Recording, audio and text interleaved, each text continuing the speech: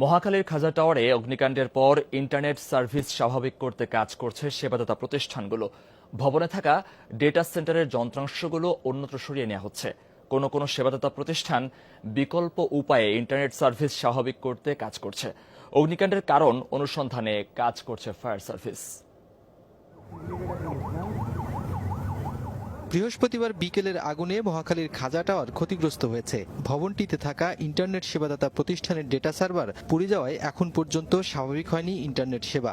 ভবন থেকে ডেটা সার্ভারের যন্ত্রাংশগুলো অন্যত্র সরিয়ে নিচ্ছে প্রতিষ্ঠানের কর্মীরা।